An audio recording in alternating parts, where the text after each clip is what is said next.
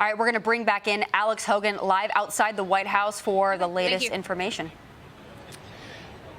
They're going to go to you. Hi, Tommy. So we just got some new information from the White House, according to the press office. They said shortly after 6 p.m., an individual approached the Secret Service checkpoint outside the White House. This is at 17th and Pennsylvania Avenue, so just one block behind me. You can still see that there's a large police presence here. This involves the FBI, Secret Service, and of course, D.C. police. So the White House telling us that there was a preliminary investigation at this point that indicates that an individual approached. He removed a weapon from his bag and he began firing at police officers. Secret Service police officers then returned fire, striking that suspect, who was later transported to an area hospital where he later died. During the shooting, a bystander was also struck by gunfire. So the White House press team at this point telling us that it's really unclear if the bystander was struck by the suspect's initial gunfire or during the subsequent exchange of gunfire. So some big breaking news there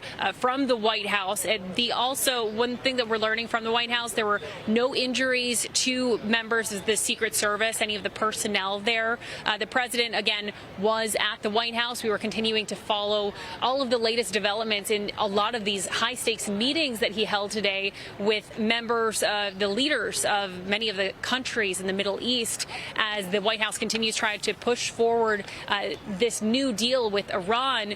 And more details of that will come out tomorrow. So all of this happening about an hour after we were told we wouldn't hear from the president again. We wouldn't hear anything from the White House. So the press team just releasing that statement. So that gives us a little bit more insight into exactly how all of this played out. Again, a large police perimeter around here. Even though we have been told that the lockdown was lifted, all of these streets continue to remain to be blocked. The only people that I've been seeing coming and going are people in businesses, people in hotels. Again, this is a heavily trafficked area. So we have been seeing some people coming and going if they were already on this block. We know that some journalists were still at the White House when all of this took place. They have been told that they can leave through one of the exits. Where we're standing, however, again, no one's getting through where we are. We have been seeing some of these members of the Secret Service come and go, but not letting anyone pass this location here. So again,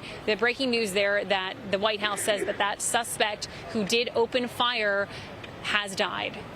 Tommy. Hey, Alex, it's Alicia, real quick. You were a war zone reporter before heading to D.C., and you were reporting from the same place we saw people who could hear ducking for cover from the shots. Do you feel safe there? We're running out of time here, but do you feel safe from where you're standing at the White House when you report? Yes, as you mentioned, I've been in a lot of situations where I'm typically wearing body armor when I'm overseas. Very different situation. I do have to say that I do feel incredibly safe by the incredible men and women who protect this area every day. We see some of those faces behind us here. That being said, what I do for a living is not what the average civilian and citizen should be used to. Thankfully, we live in a country where that kind of violence is not normalized. That being said, the D.C. police once again telling people not to come near this area, even though they do believe that this threat has been neutralized. Alicia. Alex Hogan, thank you so much. Be sure to like and subscribe for all the Fox News latest on YouTube and catch full shows streaming now on Fox One.